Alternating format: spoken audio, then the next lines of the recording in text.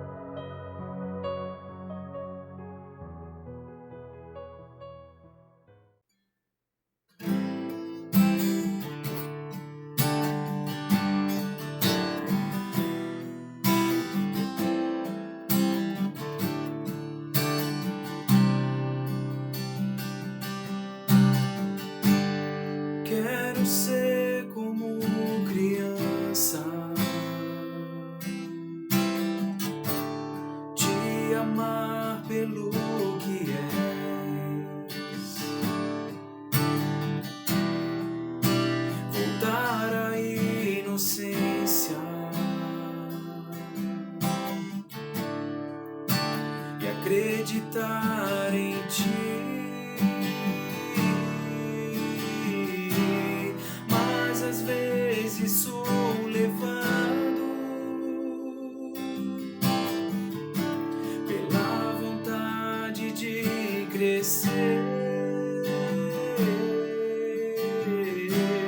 Torno-me independente e deixo de simplesmente crer.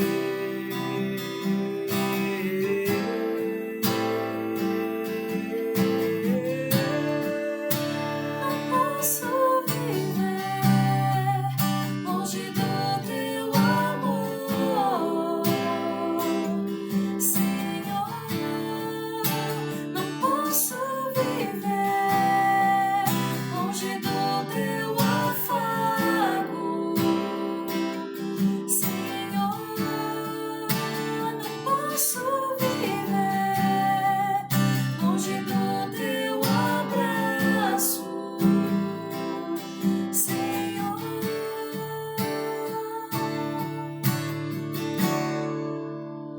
Abraça-me,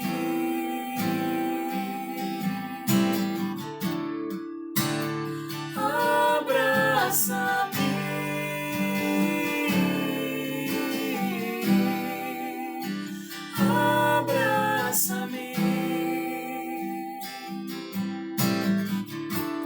Com seus braços de amor,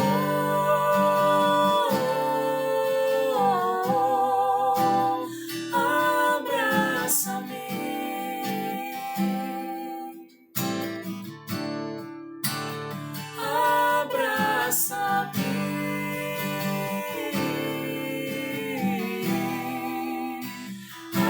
abraça-me, com seus braços de amor. quero ser como criança, te amar pelo que és,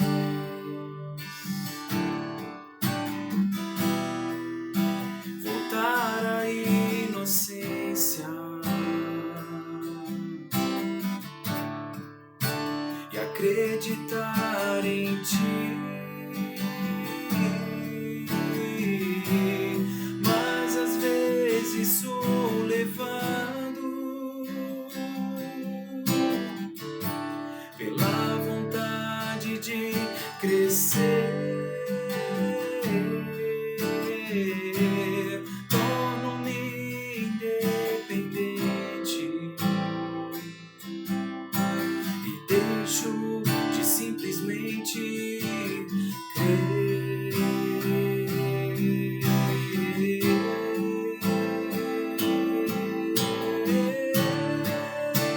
Não posso viver longe do teu amor, Senhor. Não posso viver longe do teu afago, Senhor. Não posso viver longe do teu abraço, Senhor.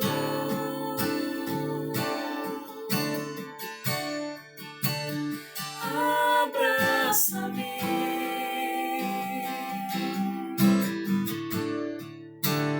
abraça-me,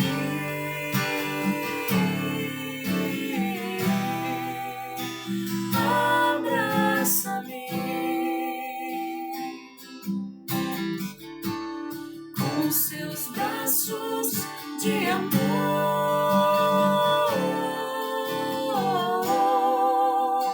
abraça-me,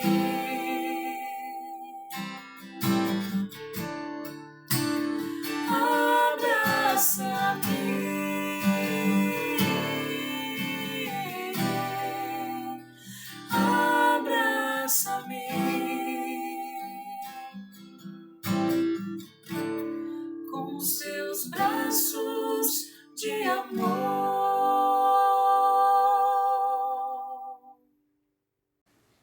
Graças a Paz, igreja, boa noite. Eu gostaria de começar o Café com Deus com uma oração, amém? Então, você que está nos assistindo, feche os seus olhos e abre o teu coração. Ó Deus Pai, louvado seja o seu nome. Obrigado, Senhor, por esse dia, por essa oportunidade, Pai. E nós te pedimos, Pai, em nome de Jesus, perdoe os nossos pecados, Senhor. E fale conosco nessa noite, através desse bate-papo aqui, Senhor. Abra os nossos ouvidos, os nossos olhos espirituais, para recebermos algo novo de Ti, meu Deus. E que Teu Santo Espírito, meu Pai, esteja em cada lar, meu Deus, abençoando, curando, tratando e restaurando, amém, meu Pai, em nome de Jesus Cristo. Amém. Amém, queridos? Então, rapidamente, a programação da semana, a programação sem novidades, tradicional. Amanhã, quinta-feira, é dia de célula. Nós encorajamos vocês a se reunirem nos lares e toda quinta-feira, às 20h30 online, tem algumas mensagens aqui do Pastor Chori com algumas orientações. Sexta-feira, ministração profética às 20h30. Sobre a programação do sábado, fique de olho conosco, acompanhe dia após dia aqui que nós estaremos atualizando vocês. Domingo, programação normal, culto às 10 horas da manhã, online e presencial, e também às 18 horas, online e presencial. E a gente recomeça a semana, segunda-feira, como sempre, às 20h30, seminário, e terça-feira, às 20h30, aqui no YouTube, o curso de obreiros. Amém? E hoje, para a glória do Senhor, nós temos a satisfação de estarmos com o pastor Jefferson, que vai trazer um tema muito interessante para a nossa igreja. Então, fique de olho na tela, preste atenção, compartilhe esse vídeo com alguém. Pastor Jefferson, graça e paz. Graça e paz, pastor Luiz, e uma graça e paz abundante sobre todos aqueles que estão ouvindo e ouvirão esse momento que nós estamos aqui juntos, falando das coisas do Senhor e da vida dele. Amém. Eu creio que Deus tem algo novo para nós aqui, porque você está de passagem por aqui. Seu iPhone antes. Desligar a Siri. Não encontrei nenhum e-mail sobre... E como eu estava falando, não, que isso, eu estava falando, pastor, acho que Deus tem algo para nós aqui, porque o senhor está de passagem aqui, hoje a gente tem a oportunidade de estar batendo um papo, mas para que o pessoal que está em casa te conheça um pouco melhor, fala um pouco de você, da tua família, onde o senhor está. Tá bom. Para mim é uma imensa alegria estar aqui com vocês. Pastor Edson Chori, conheço desde assim, no final da década de 80, né? Estivemos mais perto no início da década de 90. Então, meu nome é Jefferson, eu sou natural de Goiânia, me converti em Goiânia, o Senhor me alcançou, me salvou em 1980, na comunidade evangélica de Goiânia, e a gente teve a oportunidade de fazer a escola bíblica lá, interna, 81, 82, e depois o Senhor permitiu a gente ir para outro estado para começar a plantar a igreja, em 1983. Fizemos isso até 88, início de 88, eu retornei para Goiânia, para cuidar da escola bíblica de Goiânia e estar servindo na localidade e fora da localidade também. Casei em 89, estou casado desde dessa data, já vai para 35 anos de casado, temos 3 filhos. E a minha jornada ministerial foi assim, de plantar a igreja no Brasil, e em 96 fomos para os Estados Unidos com os filhos pequenos para plantar a igreja lá com brasileiros. Ficamos 5 anos, Deus permitiu serem plantadas 6 igrejas e depois retornamos ao Brasil para dar continuidade de plantação de igreja no Brasil. Retornamos novamente em 2008 e estamos lá desde 2008 servindo ao Senhor, agora de um modo diferente, não plantando igreja. Que região dos Estados Unidos? Eu moro na Flórida, mas já morei na região de Boston, já morei na Carolina e nos últimos anos na Flórida, próximo de Orlando. Ah, interessante. E hoje o teu ministério, o teu chamado, ele está mais ligado a cuidar da... Hoje eu estou na igreja americana, né, como um membro, né, eu sou professor, tenho algumas matérias minhas numa faculdade de teologia, e nos últimos anos o ministério mais está servindo o corpo de Cristo. mais no Brasil, né? Às vezes eu vou na Europa também, às vezes em igrejas brasileiras nos Estados Unidos, mas assim, aonde eu tenho estado mais presente, né? Não tanto como foi alguns anos atrás. Eu vim ao Brasil todos os meses, ficava aqui 10, 11 dias e 20 dias lá em casa com a minha esposa, né? Mas agora eu diminui, visitando as igrejas, fazendo seminário e trazendo assim aquilo que é o encargo meu no Senhor. Já há um tempo, né, desde a década de 90, que é falar do Cristo em nós e de nós em Cristo. Dar essa ênfase à igreja. E pelo que eu conheço um pouco do senhor também tem um dom de que é escrever livros. Sim. Certo? Você escreveu sim. muito livros. Como que nasceu isso? Como foi esse chamado do senhor sobre escrever livros? E pode compartilhar um pouco aí das principais obras que... Tá bom. Em 98, Deus permitiu eu escrever o primeiro livro. E nenhum deles é meu, eu costumo dizer, viu? São do Senhor, é o depósito do Senhor na minha vida, não tem nada meu. Então, em 98, eu escrevi um livro chamado Vida Abundante, Geração Abençoada. Quem alcançará? Seria uma pergunta, né? Esse livro eu publiquei 1.000 exemplares e depois eu não o publiquei mais. Né? Fiquei durante um período até 2008, 2009 sem escrever. Mas aí o Senhor me despertou novamente para escrever. Né? Eu amo muito a palavra do Senhor, né? Sou um assíduo leitor, eu gosto muito.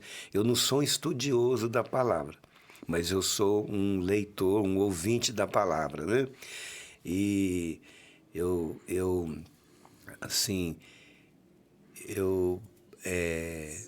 costumo ler a palavra assim toda de Gênesis e Apocalipse. Assim, eu já tenho esse hábito há muitos anos de lê-la 3 vezes ao ano.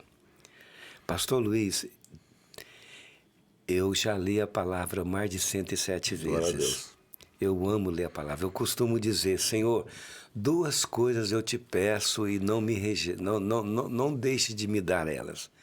Você vai rir da segunda, mas é verdade, porque eu já vi alguns casos, né, que aconteceu. Primeiro é não esquecer a tua palavra. Amém. E o segundo, não esquecer o nome da minha esposa. Vai ficando idoso, qual é o risco de esquecer? Isso realmente é uma oração importante. Deus falou para mim, falou, vai escrever, né? E aí eu voltei a escrever e Deus permitiu a gente escrever 18 livros com esse primeiro, mas hoje eu tenho publicado 14 livros, porque de 3 que era uma sequência de ficção, todos eles tinham começo, meio e fim, mas era uma sequência, uma trilogia. E aí eu acabei fazendo essa trilogia, mudei o nome e coloquei ele como um livro só. Como é um livro de ficção, eu não sei se o pastor lembra daquela ficção Este Mundo Tenebroso. Não.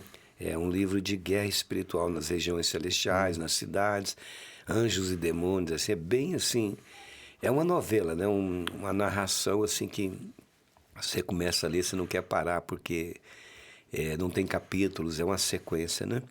Então, desses 3 eu fiz um, e do primeiro que eu tinha publicado, eu deixei de publicar, então hoje eu tenho no Amazon.com, publicado em papel e em e-book 14 livros. Tem uma página sua no Amazon, né? Tem, Amazon. Depois, para quem estiver assistindo e tiver curiosidade, vai estar aqui na descrição do vídeo, mas tem uma página tua lá, né? Sim, Jefferson Carmo, né? Jefferson Carmo, colocou no Amazon.com, vão aparecer os livros, né? E pastor, quando você escreve um livro, quando você é inspirado para escrever o livro, sempre está ligado por uma coisa, um sentimento teu, alguma mensagem do Senhor? Como que é a inspiração para escrever um livro num determinado período? Sim, cada livro foi assim, um momento de inspiração. Por exemplo, eu posso rapidamente compartilhar sobre os livros? Sim, claro. Por exemplo, aqui tem, esse último vamos deixar para depois, aqui tem 31 dias, um encontro diário com Jesus, um devocional. Era época de Natal, Ano Novo, não me recordo qual ano. E aí o Senhor me despertou para falar mensagens sobre Jesus. E aí deu aquele clique, né? Fazer um devocional. Então eu fiz um devocional, né? 31 dias, um encontro diário com Jesus. Aí teve um momento que eu fui pregar, acho que foi em 2002, não me recordo exato. As datas vai ser difícil eu lembrar. Eu estava pregando num seminário sobre o livro de Ruth. E aí depois, como eu tinha pregado, eu falei, eu vou escrever um livro sobre Ruth, né? Então eu tenho um livro sobre Ruth, tenho um livro sobre a igreja, Cristo, a vida da igreja, tenho outro sobre a vida de Daniel, a excelência do Espírito, o fruto da palavra, né? Tem um outro sobre a glória manifestada, que é a história de Davi, né? Pegando a arca na casa de Abinadab e levando para Jerusalém. E o paralelo são livros, pastor, cristocêntricos. O foco é mostrar nesses personagens do Velho Testamento, do Novo Testamento, assim, a vida de Cristo. No do Velho Testamento, a palavra que viria, que eles amavam, criam, esperavam, né? Assim, a palavra sendo manifestada na vida deles. E no Novo Testamento, os livros, é a respeito de essa palavra já veio, está dentro de nós, o Cristo habita em nós, na pessoa do Espírito Santo, então seria a manifestação dele. Tem um livro sobre avivamento, em Atos 13, tem esse da ficção, A Luz nas Trevas, a jornada do guerreiro, né? E o guerreiro aqui é interessante, não é... A gente pensa, quem que é o guerreiro? É o Jefferson? É o João? É o Manuel? Não. O guerreiro é o Cristo em nós, porque só na vida dele é que nós vamos prevalecer sobre nosso inimigo, né? Só nele que nós somos mais do que vencedores, né? Tem um livro sobre o livro de Efésios, né? Carta aos Efésios. Tem um livro sobre o discípulo. Esse livro é interessantíssimo. Esse livro fala de Jesus Cristo como o discípulo de Deus, porque ele falou as palavras do Pai, apesar que ele é o verbo, ele é a palavra, mas ele falou, as palavras não são minhas, são do Pai. Então ele falou as palavras do Pai, ele fez as obras do Pai e ele manifestou também a vida do Pai. Certamente ele expressou o homem perfeito, né? O Deus homem em uma pessoa, perfeito na terra, mas ele também mostrou Deus. Ele falou para Filipe, quem vê a mim, Filipe, vê o Pai, né? Então esse discípulo aqui é mostrando personagens no Velho Testamento, Abraão, José, Moisés, Davi, mostrando ele nos 4 evangelhos como discípulo do Pai, mostrando ele em Pedro, Paulo e nas nossas vidas. O discípulo não é na nossa vida natural, é a vida espiritual, é a vida de Cristo, né? Tem um livro sobre a vida de Jacó, Bênção e Crise. Tem um livro sobre Neemias, Restauração. Tem um livro sobre Jesus, isso aqui é um resumo da tese minha do mestrado de teologia. Tem um livro de libertação de drogas. Eu vim das drogas. Eu tive da idade de 13 anos até os 20 envolvido com drogas, né? Então, é um livro muito prático, tem testemunhos, tem princípios para a pessoa ser liberta, ser reabilitada, né? Tem um outro livro que é... Deixa eu abrir aqui a segunda página.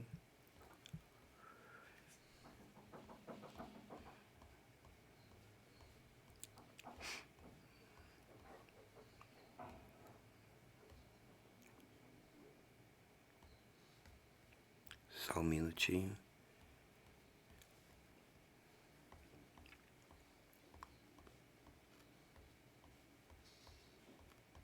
Não está aparecendo, hein? Acho que não está aparecendo. Deixa eu voltar aqui na primeira página novamente, para ver se vai aparecer.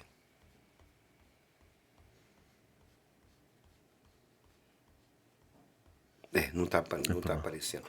Aí tem esse agora. E esse aqui, né? Falar. Deixa eu mostrar. O Gui, corta qual câmera eu mostro aqui? Nessa aqui? Aqui, pessoal, o livro do pastor que nós vamos aprofundar um pouco mais. Do céu para a terra, a história da igreja. Deixa eu te contar como é que foi. Conta a inspiração. Esse livro. Eu fiz escola bíblica em 81, 82. E essa foi uma das matérias que eu estudei, História da Igreja, né? Eu li livros sobre História da Igreja, alguns, né? Vi alguns vídeos no YouTube sobre História da Igreja, né? Isso é um assunto muito importante, é interessante, né? Eu gosto muito de história.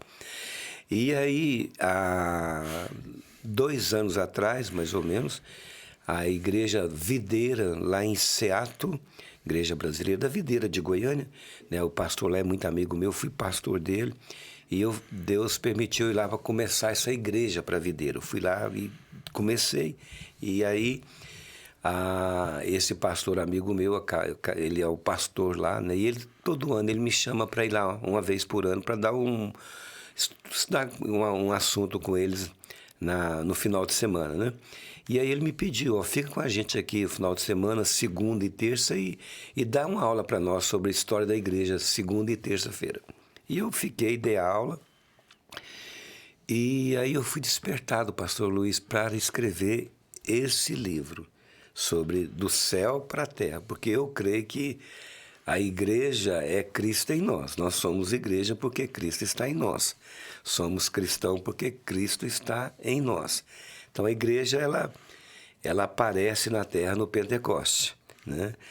E aí esse livro aqui, ouvi assim, Deus falou no meu coração, escreve. E eu escrevi um livro que, assim, não estou dizendo que não tem no mercado brasileiro, em outros países, com certeza deve ter, mas eu não conheço. E eu já passei esse livro para alguns pastores amigos meus, e eles também falaram, eu não conheço um livro que retrata a história da igreja, passando por cada século e mostrando os acontecimentos mais importantes que ocorreram na igreja em cada século, desde a sua origem na terra, né? É verdade que não dá para colocar tudo, porque tem muita coisa que aconteceu, está acontecendo na igreja. Se não existe um livro que relata todas as coisas. Mas aqui tem muito registros de todos os séculos. A pré-reforma, a reforma, a pós-reforma, os avivamentos nos continentes, né? Como a igreja surgiu nos Estados Unidos, sendo exportadas da Europa, as que vieram para o Brasil sendo exportadas dos Estados Unidos e da Europa, as que nasceram no Brasil. Então é um livro com muito detalhe. E eu estou muito feliz porque, assim, a minha esposa é a primeira e ela é suspeita, eu sei. Ela falou, bem, de todos os livros que você escreveu, esse foi o melhor. Mas eu vi isso de outras pessoas, pastor Luiz, que gostaram muito. Eu dei uma folhada aqui, pastor, e realmente eu não li, né? Mas eu dei uma folhada aqui. E a forma como que ele está estruturado, capítulo a capítulo, fazendo a conexão da igreja no momento da história da humanidade, eu acho que isso traz facilidade de compreensão do que Deus está fazendo ao longo da história, né, pastor? E uma pergunta aqui. Tem alguma parte que, na tua visão, é o ápice ou não? Ou qual que é a mensagem que esse livro, além de ensinar, né, o desenrolar do mover de Deus ao longo da história, o que a gente pode buscar aqui de informação, de aprendizado? Assim, eu acho que o mais importante nesse livro, que seria o fundamental, é a ênfase que eu dou nele, que a igreja ela é Cristo, né?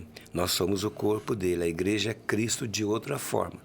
Ela saiu de Jesus Cristo, né? Assim como a Eva saiu de Adão. Em Gênesis 5, capítulo 5, versículo 2, lá está afirmado, Deus criou homem e mulher e os chamou de Adão, outras traduções de homem. Então Eva era Adão, de outra forma. Assim é a igreja. A igreja é Jesus Cristo, de outra forma. Então a igreja, toda a realidade dela é Cristo. A palavra, a obra, a vida, tudo nela é Cristo, né? Espiritualmente falando, né? Então eu dou essa ênfase nesse livro. Começo dando a ênfase e termino dando essa ênfase. E aí no passar da história, cada história, as pessoas vão ver registrado, né, que a ênfase está também no passar do livro, mas principalmente no começo e no final, que eu fecho o livro, terminando, né, mostrando a igreja voltando para o seu Senhor e tendo toda a sua realidade em Jesus, né? Eu pego aquele texto de Cantares, capítulo 8, né, e dou alguns comenta alguns aspectos dali da Sulamita com Salomão, né?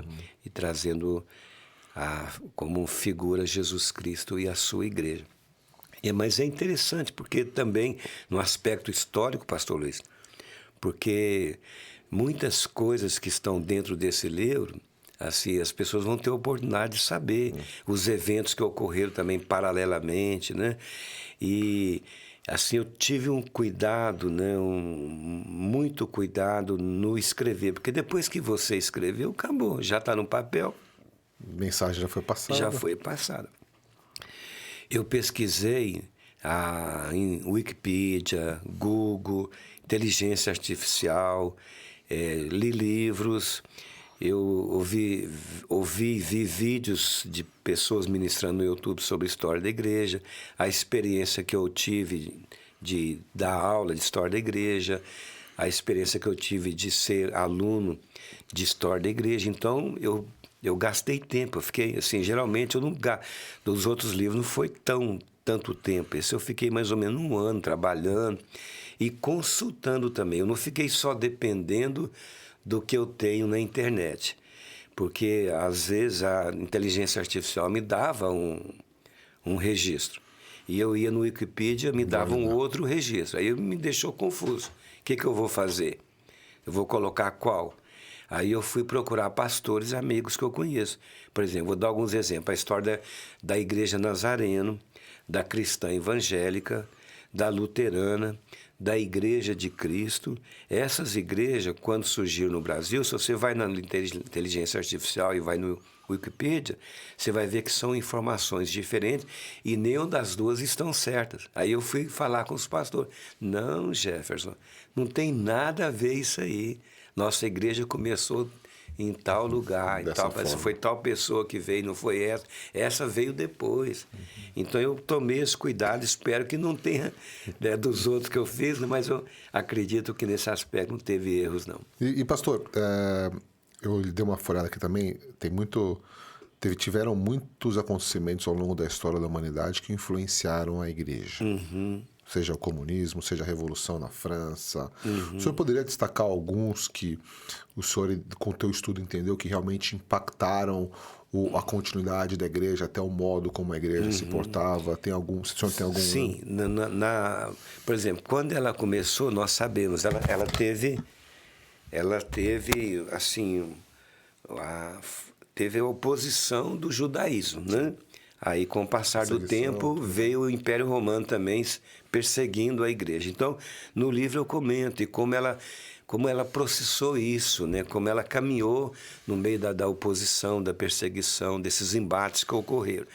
Aí também comento também sobre a época do islamismo, o surgimento do islamismo, e o enfrentamento que ela passou de maneira assim muito resumida, mas as guerras que teve, a Primeira e a Segunda Guerra, a igreja se posicionando ali, né, ali também na Revolução Francesa, a Guerra de 100 Anos na Europa, a necessidade de alguns homens e mulheres de começar mosteiros, convento, por causa da igreja estar muito envolvida com as coisas do mundo, secularizou. Então, tudo isso está comentado aí, assim, mostrando a igreja passando por todas essas influências que não foram boas, né, o comunismo, e ela, assim, às vezes tendo um momento de fraqueza, mas ao mesmo tempo prevalecendo, aquilo, assim, vivendo a experiência daquilo que Jesus Cristo falou. Eu edificarei. Primeiro, ele é que edifica, não é o homem. É o homem espiritual juntamente com o Espírito Santo, que eles são um. Né? Você e o Espírito Santo é um. Né?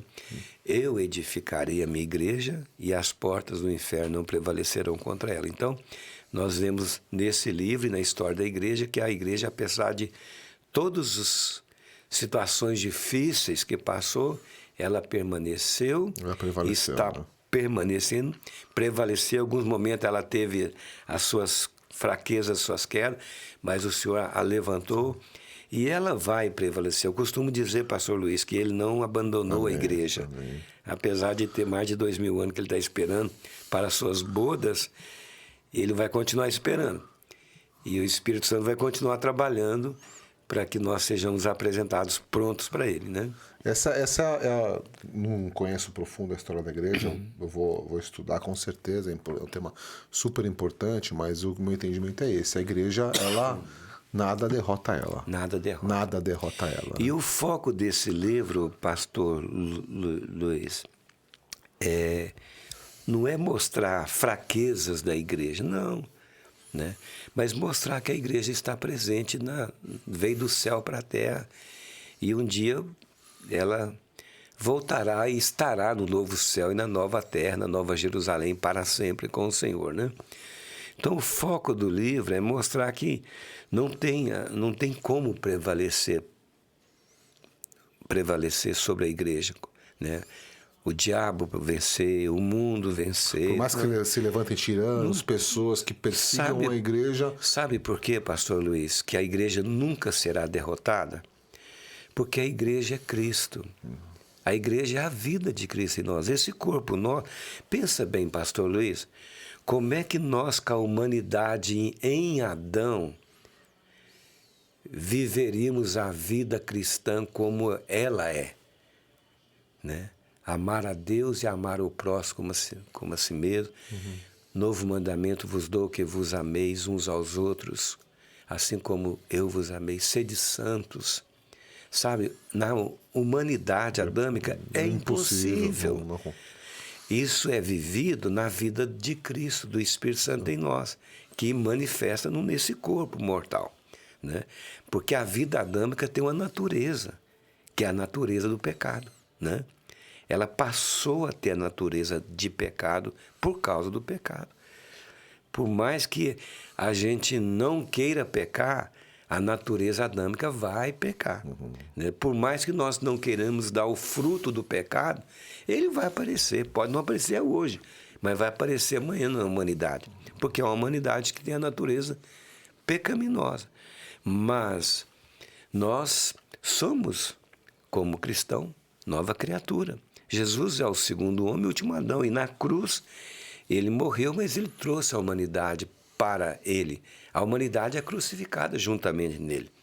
Ele falou, né, através de Paulo, sabendo isso, que o nosso velho homem foi crucificado juntamente com ele, para que o corpo do pecado fosse desfeito. E não sirvamos mais o pecado como escravo. Quem está morto está livre do pecado. Então, a vida cristã, a igreja é a vida de Cristo em nós. Então, como é que o diabo vai prevalecer sobre Cristo? Cristo é Deus bendito eternamente.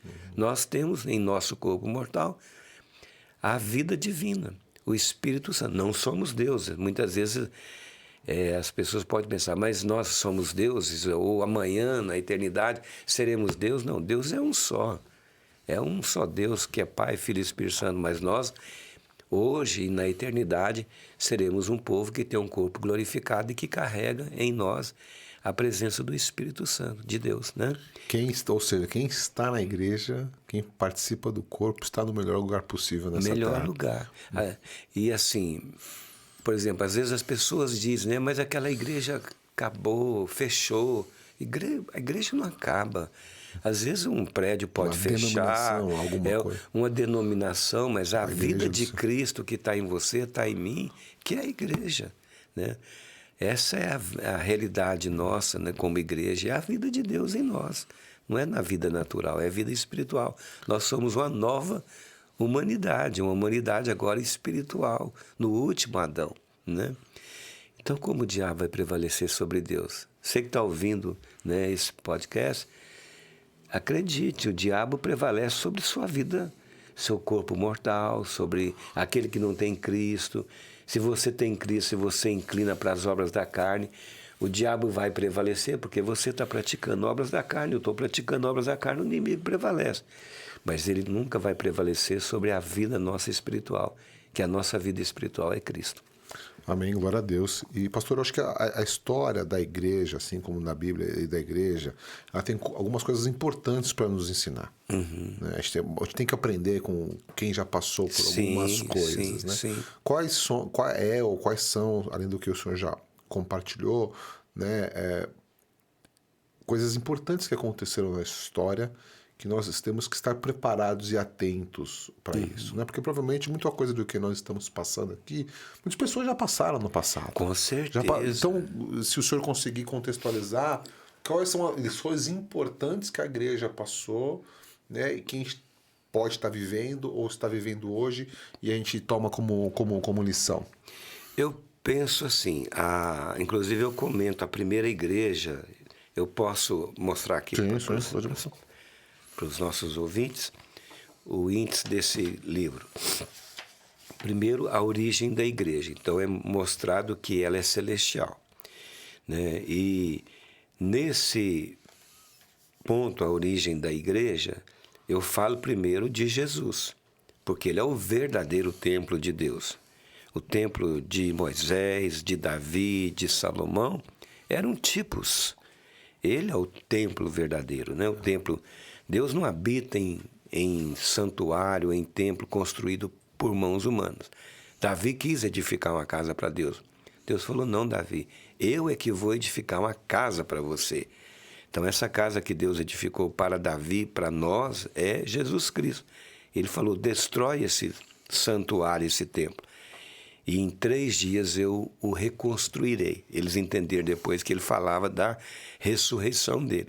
Então, Jesus, nesse primeiro capítulo, mostra que a igreja ela estava ali ainda um templo individual.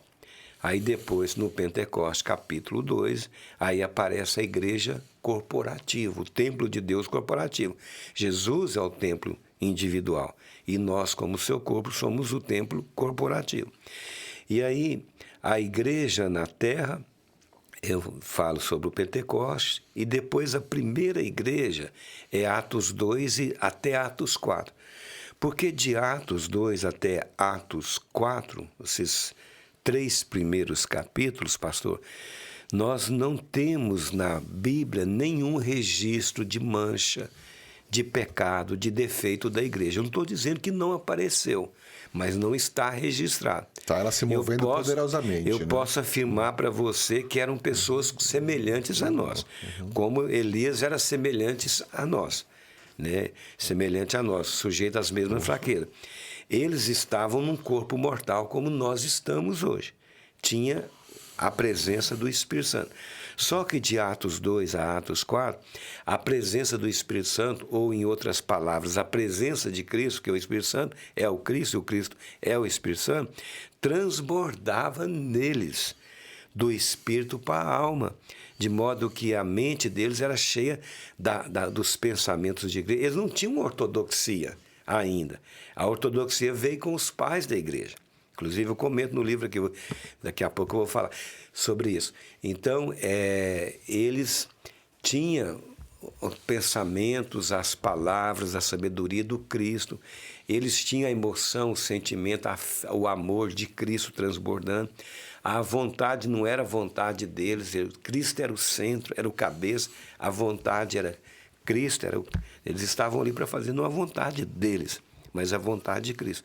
Então, do capítulo 2 ao 4, nós vemos o transbordar até para o corpo, saía da alma e para o corpo.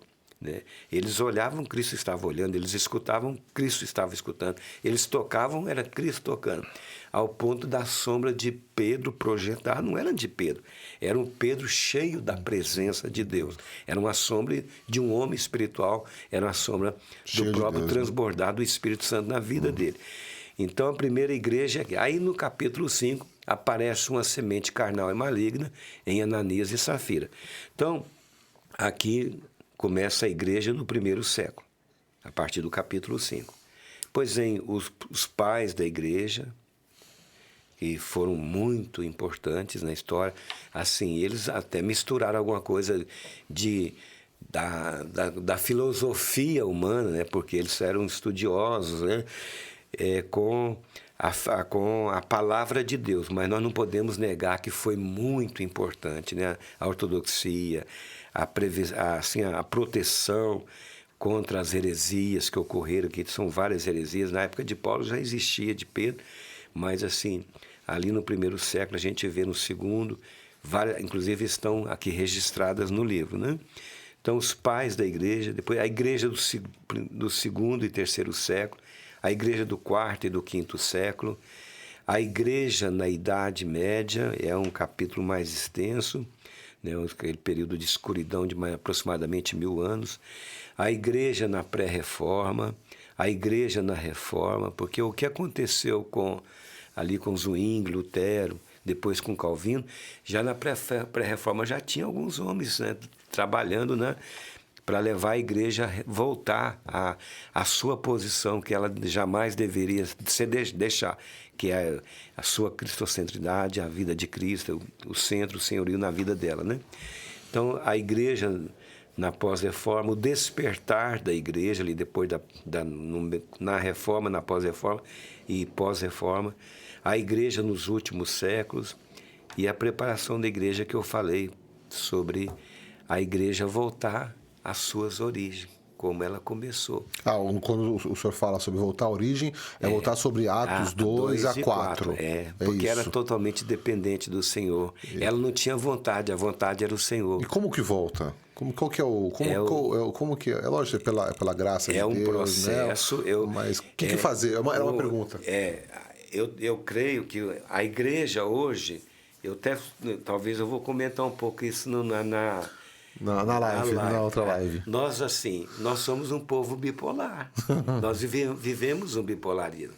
Ao mesmo tempo que nós vivemos no Espírito, nós vivemos na carne. Ao mesmo tempo que a gente ama a Deus, e estamos aprendendo mais e mais a amar com o amor de Deus em nós, porque o amor de Deus da vida natural, a gente não consegue amar Deus e o próximo como devemos amar. Mas a gente ama a Deus e o próximo com o próprio Deus em nós, né? Então, a gente ama a Deus, mas a gente ama muito a nós mesmos. Nós somos possessivos, cheios de amor próprio, nós amamos o mundo. Vaidade, nós falamos palavras de Cristo, fazemos obras de Cristo, manifestamos a vida de Cristo, mas nós também mostramos a nossa vida natural, palavras humanas, obras humanas, almáticas. Quando eu falo obra humana, é obra almática, que teve a fonte na alma, não no espírito. O que é espiritual em nós é o que nasceu no espírito, lá no nosso espírito, onde o Espírito Santo habita. Então, nós mostramos as obras da carne, mas ao mesmo tempo mostramos o fruto do Espírito. Às vezes nós mostramos a santidade de Cristo, o domínio próprio, mostramos a justiça, a paz, o amor, a alegria. Outras vezes nós mostramos inveja, ciúme, discórdia, divisão. Isso desde Ananias e Safira até os dias atuais. Então eu vejo como o livro de Cantares. Eu até comecei a escrever um livro de Cantares, parei. Se Deus permitir, um dia eu vou voltar a escrever. Que no livro de Cantares nós vemos um processo de conquista, de comunhão e de união, até chegar ao ápice de Salomão com a Sulamita. Então o Espírito Santo não deixa de trabalhar. Está trabalhando todo o tempo para nos levar a ser completamente do nosso amado, como Ele é completamente nosso. A realmente viver, não para nós, mas viver para Ele. Então, isso aí é um processo de comunhão, de perseverança, de revelação. Nós precisamos de ter uma revelação absoluta, assim, completa. Por exemplo, nós fazemos muita coisa no nosso braço na vida cristã, na nossa força. Nosso entendimento. Nosso entendimento. Quando eu falo isso, eu não estou falando só no aspecto físico, estou falando no aspecto da alma, da mente, da emoção, da vontade. Entendeu? Então nós fazemos o nosso braço natural, na nossa capacidade da alma, e isso não é espiritual. Então nós precisamos ter uma revelação completa que na vida espiritual tudo é graça, pastor Luiz. Tudo é graça. Né? Eu vou antecipar aqui, não sei se eu vou falar na live, posso até mudar, a gente falar outro assunto. Mas a salvação é graça. A graça é uma pessoa, não é só favor merecido. Graça é Jesus Cristo. A fé que media a salvação é dom de Deus. Agora é minha, porque Ele me deu. Mas eu não conquistei por mérito. É graça. O arrependimento é graça. A benignidade de Deus me conduz ao arrependimento. Romanos 2,4. Né? O crescimento espiritual é graça. A gente não sabe orar. A gente precisa do Espírito Santo para orar. A gente não pode ter revelação da palavra se não for pelo Espírito. Nós que somos pregadores, Nós que somos pastores, vamos cuidar de pessoas. Se nós formos apacentar, aconselhar, pastorear na nossa vontade, nós vamos machucar as pessoas. Sim. Nós pastoreamos pelo pastor que está em nós, Cristo. Não é verdade? Então, nós vamos ter uma revelação completa da graça. Todo o trabalho nosso espiritual, até mesmo no mundo natural, tem uma meritocracia. Você é um bom jogador, um bom médico, um bom professor, um bom engenheiro, você tem seus méritos. Na vida espiritual só tem um que tem mérito, é Jesus Cristo. Você pode ser um engenheiro, você pode ser um pastor, você pode ser um enfermeiro, você pode ser um empreendedor, você pode ser qualquer outra profissão. Mas o mérito é para Jesus. Você vai comer, você vai beber, você vai fazer qualquer coisa, a glória toda é dada por Cristo que está em você. Não é para o seu homem natural, é para o seu homem espiritual, Cristo. Então nós vamos ter essa revelação, que tudo é graça, é um mover. Para nós vencermos o pecado é a presença dele, a graça. Né? Para fazer o trabalho de Deus é graça. O Senhor falou para Paulo, a minha graça te basta. Né? Jesus Cristo, em outras palavras, Jesus Cristo é a nossa suficiência. Paulo não falou também, aprendi a estar contente na fartura e na necessidade. Eu posso todas as coisas naquele que me fortalece, na graça, na pessoa. Outra revelação que nós vamos ter é sobre o amor de Deus, que Deus nos ama. As pessoas, elas vivem assim de um modo geral, né? Claro que tem exceções à medida que vai amadurecendo, mas a gente, devido a tantas coisas difíceis que nós passamos enquanto peregrinamos na Terra, porque não tem como, você passa.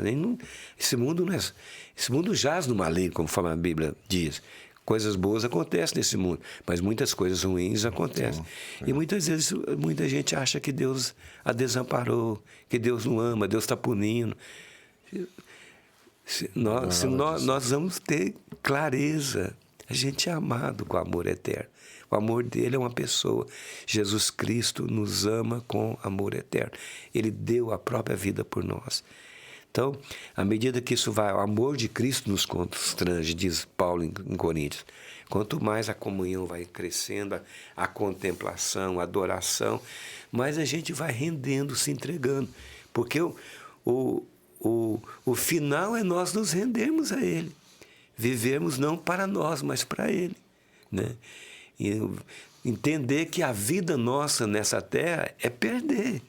Se nós queremos ganhar Cristo todos os dias, queremos que Cristo prevaleça todos os dias, nós temos que perder. Não tem meio termo. Se eu ganho, Cristo perde. Ele perdeu para nos ganhar. Paulo falou, empobrecendo, mas enriquecendo a muitos. Acho que o exemplo tendo tudo, mas não possuindo nada. Né? O exemplo da vida de Paulo, depois do seu encontro com Jesus, mostra muito isso. Né? Ele perdeu tudo, né? Sofreu tudo por Cristo tudo. E estava realizado em Cristo. Só um parênteses para nós firmar mais isso aí. O que nos ensina o que não a vida cristã? É nós ganharmos, é nós possuirmos, é nós termos, é nós sermos honrados, é nós conquistarmos, é nós estarmos numa posição de aplauso, de privilégio, né? Assim, sermos vistos. Mas na vida espiritual não é isso. A vida espiritual é Cristo. É Cristo, é morrer todo dia, é levar sempre, não é de ver. A carne não quer isso, ela milita contra o espírito todo dia. Levar sempre o morrer de Jesus, para que a vida de Jesus se manifeste em nosso corpo mortal. Nós já estamos, isso é legal, pastor Luiz, nós já estamos crucificados com Cristo, nós já fomos sepultados com Cristo, nós já ressuscitamos em Cristo. É claro que vai ter uma ressurreição do corpo um dia, né? Mas nós vivemos novidade de vida. E nós já estamos assentados em Cristo nas regiões celestiais, acima de todos os principados e potestades. Isso é fato legal. Agora nós precisamos viver a realidade disso, a experiência. Né? Não mais eu vivo, mas é Cristo que vive em mim. A prática disso. A prática, né? Tomar a cruz todo dia. Né? Quem quiser salvar a sua vida, o que muitas vezes muito ensina na igreja? É você salvar a sua vida. Que vida? A sua vida da alma. A vida psique. Né? Eu vou salvar, eu tenho direito, eu mereço. Quando nós salvamos a nossa vida, nós nos perdemos. Mas quando nós perdemos assim, nós ficamos fora da nossa realidade. Nossa realidade é Cristo. Mas quando eu perco a minha alma, por amor a Ele, a vida que Ele me deu, eu tenho uma vida zoe. Por amor a Jesus Cristo, aí eu ganho. Aí eu ganho. Cristo é manifestado. Porque a vida cristã é isso, é Cristo manifestar. É alguém dentro de você que precisa aparecer. É alguém dentro de mim que me substitui dia a dia. E nós queremos o privilégio, a honra. E a gente é importante. Você que está nos ouvindo é importante. Jesus Cristo veio por você, morreu na cruz por você, para te perdoar, para te justificar, ressuscitou por você. Ele enviou o Espírito Santo para morar em você, porque você não viveria a vida cristã sem o Espírito Santo. Ele voltará para te buscar, você é noiva dele. Olha o valor que você tem. Porém, tem alguém mais valoroso que você dentro de você. Tem outro ser em você.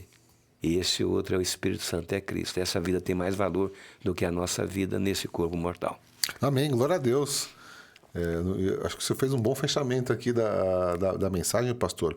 O que eu aprendi aqui, eu acho que você me corrija se estiver errado, né, e eu não sei nem, é uma pergunta também, se eu entendi tudo aqui que é uma vida cristocêntrica. É uma vida cristocêntrica. A igreja tem que ser cristocêntrica, a igreja, as pessoas, tudo. Hoje, a igreja contemporânea, ela deixou de ser cristocêntrica, ela tem um desafio... Não só a igreja contemporânea, pastor Luiz. É verdade que o Senhor sempre teve os seus. Como ele disse no Velho Testamento, isso aplica para o Novo Testamento. Eu reservei para mim 7.000 joelhos, 7.000 homens que não dobraram o joelho de Baal e nem beijaram a sua face. Então Deus sempre teve os seus no Velho Testamento, né? Não era a igreja ainda. Concorda comigo? Sim, sim. Daniel era do Senhor. Davi teve seus erros, mas era do Senhor. Abraão começou ali, o pai da fé, e a promessa começa em Abraão. O descendente virá. Concorda comigo? Sim. Então Deus teve os seus no Velho Testamento. Elias, né? Teve muitos. Esther. Jacó. Aí, todos eles, pastor, Jacó, todos eles apontavam não para eles. Moisés não apontava para ele. Apontava para a palavra que viria, o Messias. Davi não apontava para ele. Nenhum desses que pertencia ao Senhor, o alvo deles, o foco deles, era trazer a realidade daquele que um dia viria, o Messias.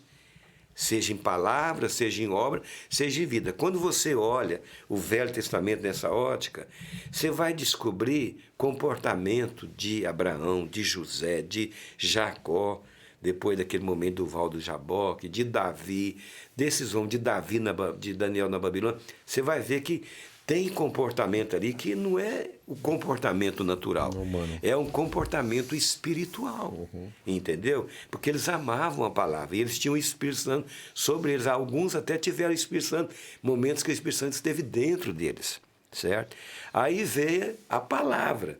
Os evangelhos que representa? Representa tudo aquilo que eles apontavam estava plenamente na terra, na pessoa de Jesus Cristo. Né? Aí a igreja vem. O que é a igreja? A igreja é a vida de Cristo. E não é só a igreja contemporânea. Se você olhar cuidadosamente, você vai ver no livro, esse livro aí, se você olhar na história da igreja, a igreja sempre houve essa mistura. A mistura de ser cristocêntrica, ser no próprio culto. Né? Os cultos de hoje, eu fico imaginando como é que eram os cultos lá no início. Nós temos uma liturgia de culto hoje, que é muito comum, de modo geral, nas igrejas. Mas você pode ver, o culto não é teocêntrico, cristocêntrico, assim, na plenitude. É claro que tem momentos, mas ele é muito antropocêntrico. Porque é voltado para o homem, para as necessidades do homem. Então, a igreja contemporânea, ela... Claro, tem muita coisa do Senhor acontecendo, sempre na história acontece. Mas o Senhor tem os seus no meio do que está acontecendo hoje, como tinha o seu lá no início da igreja, na Idade Média. Esse livro aqui, pastor, eu conto a história. Nós temos um tempinho ainda? Temos. Já podemos ir para o fim, para a conclusão também. Tá. eu conto aqui sobre Juliana de Northwick, de uma cidade da Inglaterra. Uma mulher franzinha que viveu a vida no convento. Católica romana. Ela era apaixonada por Jesus. Ela deixou a fragrância de Cristo.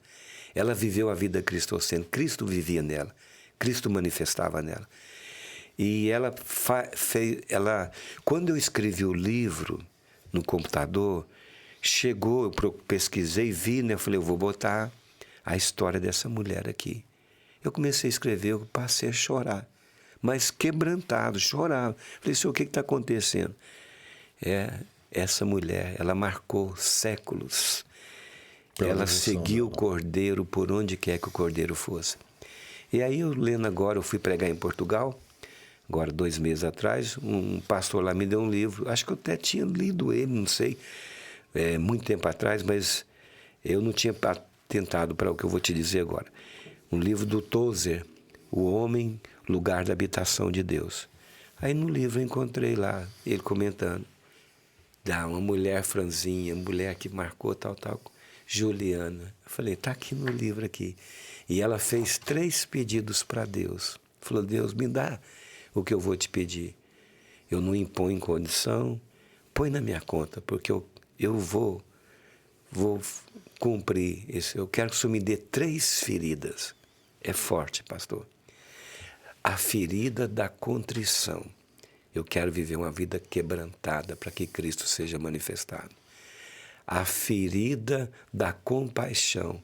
Eu quero que a compaixão de Cristo manifeste no meu corpo mortal. E a ferida da paixão por tua presença. Eu quero viver todo dia apaixonada por ti. Veja bem. Então, assim, desde aquela época até hoje, nós temos muitos cultos que tem manifestação cristocêntrica, é um culto para Deus, porque o culto é para Deus. Sim. Concorda comigo? Sim. Nós somos muito abençoados em cada culto, claro que somos, mas o culto é para Ele, não é para nós. Mas tem muita coisa que é para nós, direcionada para o homem. A mensagem, as músicas, na igreja contemporânea, né?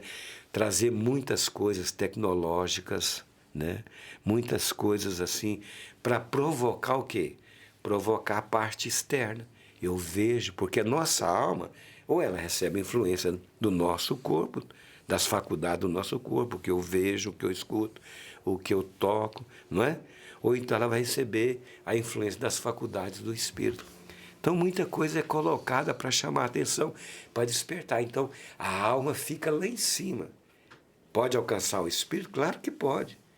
Mas o precioso é que quando flui lá do espírito, aí depois a alma transborda da alegria do espírito, da paz do espírito, flui como rios de águas vivas de dentro para fora, né?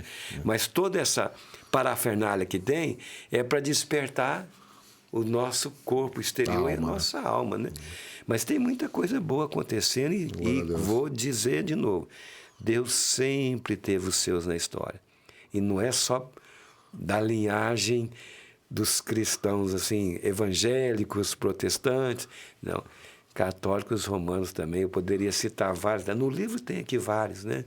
Que foram pessoas que manifestaram Cristo na Terra. Pastor, glória a Deus, acho que uma mensagem poderosa sobre sermos cristocêntricos, que é a história da igreja e é o que Deus espera de nós, né? Obrigado por compartilhar um pouquinho só sobre todo o conteúdo. Gostaria de saber se o senhor tem alguma mensagem para quem está nos assistindo para a gente fechar. Dentro dessa mensagem que nós estamos conversando, eu quero dizer para você, pastor Luiz, e para mim, porque nós às vezes ficamos distraídos, mas dizer o que é verdadeiro. Você é cristão, você já está morto. Pastor Luiz, você já está morto. Jefferson, você já está morto. Guilherme, você já está morto. Essa é a realidade. Só que a gente quer viver. E se a gente quer viver no corpo mortal, o Espírito Santo fica suprimido. Nós temos que viver a realidade nossa que é, nós já estamos crucificados, nós já estamos mortos. é deixar essa pessoa maravilhosa que nos salvou, que está em nós, ser a nossa vida dia a dia. Porque Ele vai falar as palavras espirituais que vai edificar a igreja, que vai salvar o perdido.